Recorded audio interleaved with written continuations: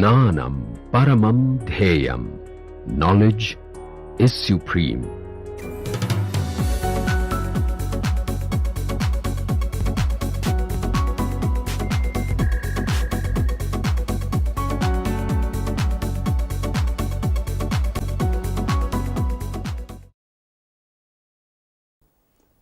Right.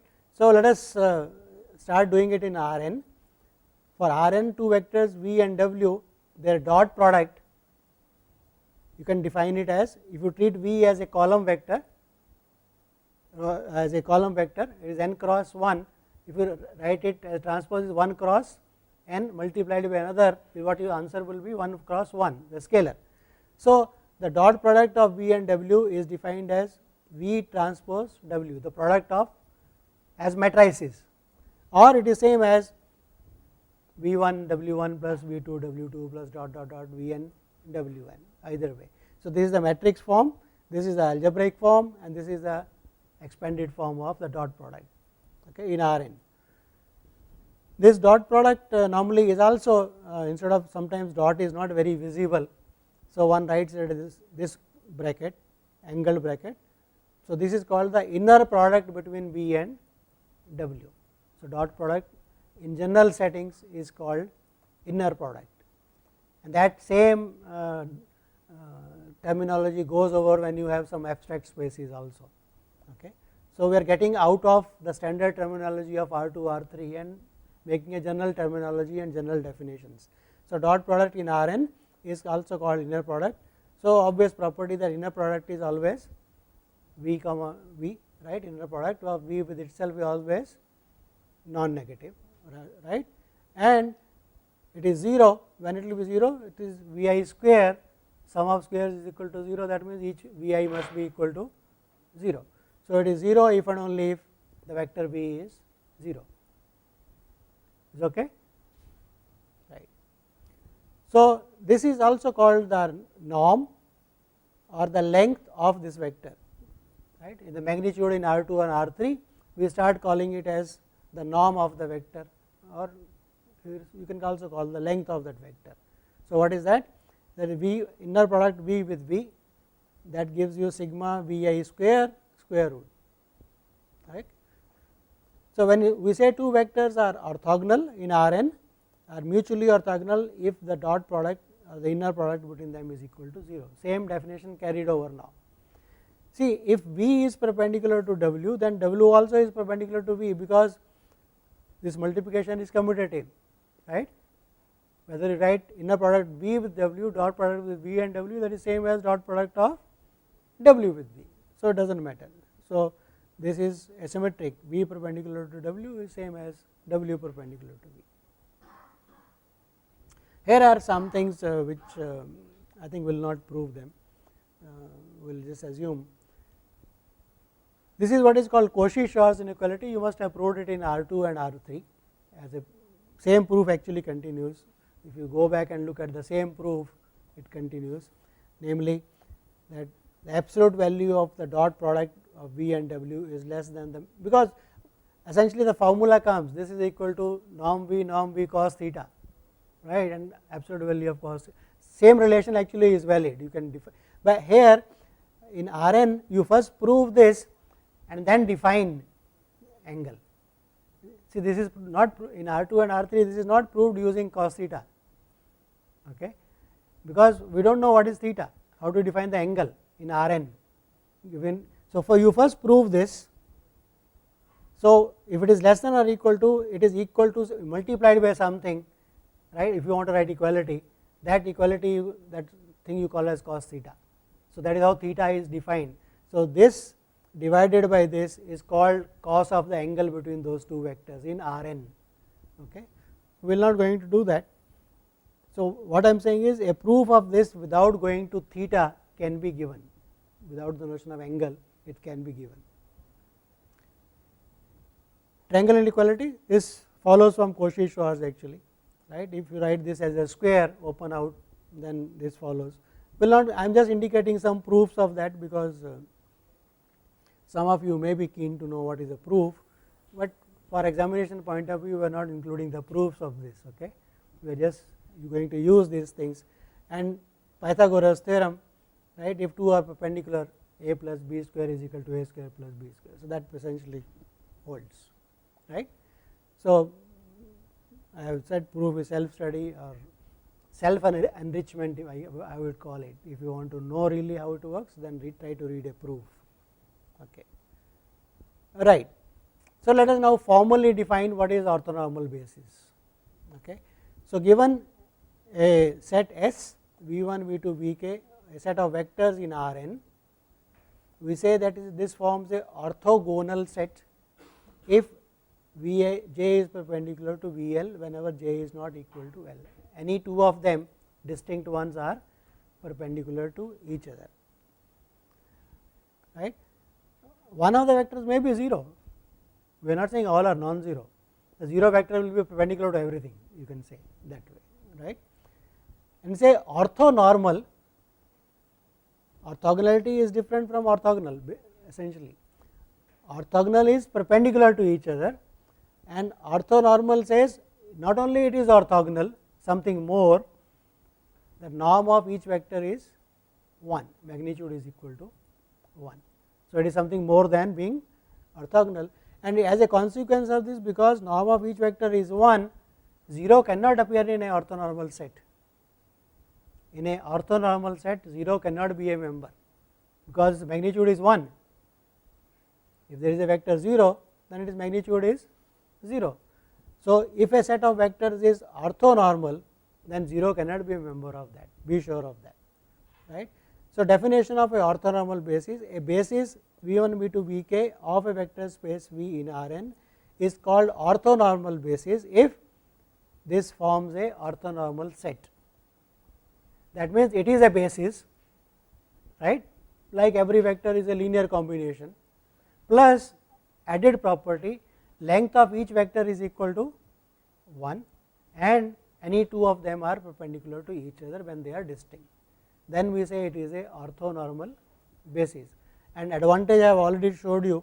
What is the advantage of an orthonormal basis? V1, V2, Vk, okay. If they are orthonormal, right, then what happens? I can compute the coordinates very easily, right, okay. Okay, this is a different, okay, I am going somewhere else. So, let us first prove if we are given a orthonormal set, then it is automatically linearly independent. It is, so it gives you, say it is something more than that. Why it is linearly independent? Take a linear combination Cj Vj equal to 0, right. I can take inner product of this on both sides with any vector Vj, right. Take the inner product on both sides, on the right hand side inner product is 0, that will be 0, on the left hand side what will get? Cj Vj Vl, summation is of Vl I have taken, running index is j, I have taken with Vl, okay, any particular one. Then what you will get? What happens to this inner product? This is 0 when j is not equal to L, when j equal to L it is norm of Vj square. So, only one term survives here, right, when j is equal to L. So, this is equal to Cl norm Vl square, and that is equal to 0 means what? This is orthonormal vector. So, this is 1, that means Cl should be equal to 0, right. So, what we are saying is if a linear combination of a orthonormal set is 0, then each one of them must be 0 simply by taking dot product on both sides by each Vl. Only one term in the sum will survive when Vl L is equal to j is equal to L, and that gives you this is 0 and this norm being 1, Cl is equal to 0. So, orthonormal set automatically is linearly independent. The question comes, how do I make a linearly independent set orthonormal, right. So, we will do that, but before that let us just go through the what I was saying. If B is a orthonormal basis, then what is that vector x? It is a linear combination of u1, u2, uk, right, because that is a basis. It should be a linear combination, but it says what are those scalars? They are precisely x u1, x u2 dot product, x uk dot product. So, coordinates which I said earlier if you are given a orthonormal basis, its coordinates are immediately known, right. Those unique scalars alpha 1 to alpha n which give a linear combination is immediately known. Take the vector, form its dot product with the corresponding basis elements in the orthonormal basis, you get the corresponding coefficients. So, that is the advantage of orthonormal basis. So, one would like, whenever you are given a vector space, I would like to convert it into a, or I would like to construct out of it a orthonormal basis, right. So, because of this advantage. So, to do that, that is the question, how to do that. And the process is very simple, it is very geometric. Let us look at this. Okay. See, supposing this is a vector, red one is one vector, this is another vector. If what is called the projection of one vector on the other, ordinarily we will say drop a perpendicular, right, is a shadow, right. Projection is just the shadow of something. If you are standing on the ground, what is your projection? Your shadow, right. So, if I drop a perpendicular, then this is a projection, right, up to here. Now, from this vector, if I subtract that, what I will get? This is a vector, this is another vector, I subtract, I will get this vector, right, vector addition. If I this plus this should be, right, equal to, but I am taking opposite direction is there. So, that gives me this vector. So, from this vector, if I subtract the projection, I get a vector which is perpendicular to it. That is a simple idea. And if I look at the plane, plane can be generated by this vector and this vector original, or it can be generated by this and this perpendicular vectors. These two perpendicular, one is the original one, other is obtained from the second one by removing the projection, I get a perpendicular one, and these two generate the same thing which earlier one were generating. So, that is the basic idea. So, what we do, given some vectors, first one take it as it is, okay. The next one remove from it the projection of this in that, right, remove that, you get a second vector. Now, you got two vectors which are perpendicular to each other and generate a subspace. Now, you are given a third vector. So, what you will do, how you will get the third one perpendicular to this and giving the same thing. For the third one, project it on the plane now and remove that projection, subtract that projection, you will get a perpendicular one, right. So, that one along with that plane will give you all whole of three dimension thing. So, that process you go on doing it, okay.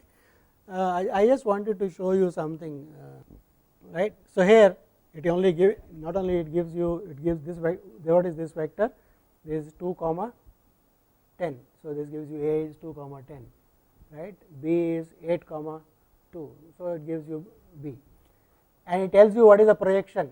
The formula is, you must have done it calculating projection in terms of dot product, right. What is that? If you know that angle theta, projection is cos theta of that, and from there you can easily calculate that, right. So, it says it is A dot B divided by B dot B into B, that is the projection, that is this projection that you will get here, and you subtract. So, it gives you everything. Yeah, it gives you the computation also. So, this gives you, right. So, this vector is, right, this is the projection vector is computing only, this is the projection. Now, if you subtract from the original one, you will get this perpendicular one, right. You can do it in R3 also, this has a possibility of doing in R3 also. It is nice to play with this, and that is how you will learn also what is the formula, right.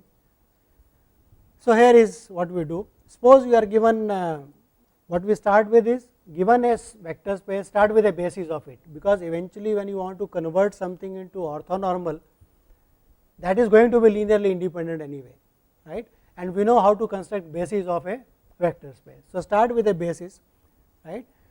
If not basis, at least it should be a spanning set, meaning every vector is a linear combination of these vectors, at least that much you should start with, okay. What we want to do, we want a process by which I can construct W1, W2, Wk, which is orthonormal and spans the same space as this one, right. That is what we want to do. And the process that we have done will be, first of all, what you can do is you can drop zeros if anything in this, the original one, right. If it is a basis, it won't be, nothing will be 0. If it is a spanning set, there may be some 0, so drop them, okay. They are not going to be useful, okay. And so what we do is, first we from these V1, V2, Vk, first we get those perpendicular ones, right. From that vector, subtract the projection, you get a vector which is perpendicular to this, but the perpendicular one, there are two new ones that you have gotten, they are perpendicular to each other, but they may not be of magnitude 1, they may not be of magnitude 1. So first what you do is, the given set of vectors, you convert them into a orthogonal set, where each is perpendicular to each other, and then divide by each one by its norm, you will get a normal one also, right. So that is a two step, first orthogonalize it, then normalize it also, okay. So that is what the process, and this process is what is called Gram-Schmidt process. This process of orthonormalization is called Gram-Schmidt process of given a spanning set or a basis. If it is a basis, none of the vectors that you construct successively will be 0, but if their two are dependent on each other, see you can see, if you take two vectors in R2 which are linearly dependent on each other, then what is the projection? It is not going to give you anything new, right. So you will be getting, when you subtract that, you will get 0 only, right. You will get, so V from V, you will get 0 only, right. So if two vectors are linearly dependent in the given set, when you do orthonormalization, this Gram-Schmidt process, you may get a 0 if one of these linearly dependent on the previous ones. We will drop them and go to the next step, okay. So that is the idea. So here is the process. The first one, V1 is given to you, so define W1 as V1, okay. What is W2? If this W1 is not 0, right, we could have dropped, then we need not write this case at all. V2 minus the projection, this is the projection of W2 on W1. So this is what you are subtracting, and the remaining one we said should be a perpendicular. From V2, from the second one, remove the projection of first one on the second one, right. So that is the first stage, you have gotten W2, and you go on doing it inductively up to j minus 1, you have done it, you want the next one. So what is Wj? From Vj, right, remember that plane thing, of two of them you have gotten the plane perpendicular one, the third one, drop the projection onto that plane now and remove that. So that is a projection, on the remaining ones, j minus 1. So on j minus 1, take Wl, Vj, take its projection on the linear combination of the remaining ones, that plane essentially, how do you get from second to the third one, and remove it from Vj, remove the projection. So this is the projection on the earlier ones put together on that space generated by them, remove that, and that you should be getting is perpendicular to the original one, right. So this is a algorithm which you can compute successively, first one as it is, second one remove the projection. What is the projection? V2 W1 divided by the norm of W1 square W1, right, and this is the jth one, and so on. So you will finish the induction when you have reached k, right. It is an inductive step, first one, using the first one you construct the second one, to third one you use first one and the second one which you have already constructed, right. See the WLs up to j minus 1, these have already been constructed, right. So use them to construct the next one, just removing a projection, that is the idea, and that should give you a orthogonal set. This W1, W2, Wk will be a orthogonal set whose span will be same as span of V1, V2, Vk. If none of them is 0, right, as many as the original one, right. You can normalize them now each one E w, divide each w by its norm to get the normal vector. So, that it is a orthonormal basis. So, from the given basis you get a orthonormal basis. Okay. So, that is the process of, and the remark is just saying that the corresponding ones, if they are coming 0, just drop them. Okay. They will come if they are linearly dependent. So, let us do one example for this. Let us take these 3 vectors. What are I, j and k? They are the standard vectors in R3, right. I is 1 0 0, j is 0 1 0 and k is 0 0 1. I have taken V1. What is V1? I plus j plus k. So, what will be this? 1 1 1, right. In the ordinary notation, right, it will be 1 1 1, not in the vector, in the coordinate fashion. What will be I plus j? 1 1, third component is 0, and I, that is 1 0 0, right. Check, they form a basis of the given vector space, that is R3. They also form a basis, you can check. Okay. So, what is W1? The first one, I plus j plus k, right. What is W2? Remove the projection. So, what is W2? I plus j, that is the original one, right. Second one is I plus j, W2 minus the projection. So, that is I plus j, that is the second one, dot product with A dot B, right. So, dot with I plus j plus k, that is already done, W1 divided by the norm of that into W1. So, that is a part of W1 you are removing, right, from V2. See, essentially saying you have got 2 components of W2, one in that direction, one in the perpendicular direction, right. Remove that component, you get left with this, the perpendicular one. You can look at that way also, right. So, from I plus j, that is the second one, I am removing the projection of W1. W1 is same as V1, removing the projection of that onto the second one, right. That remove the projection, you get a vector, this one. This when once you do computation yourself, you will do it, right. Okay. What is the third one? How do you get the third one now? W1 and W2 have been constructed. So, how do you get W3? Look at the third one, that is my I. From that I have to remove the some of the projections on the earlier ones. What are the earlier ones? W1 and W2. So, let us remove the projection. So, I, that is the last one, minus, this is the projection on I plus j plus k, this is the projection on I plus j plus minus on I and I plus j k, right. So, this is W2, right, I plus j minus 2k.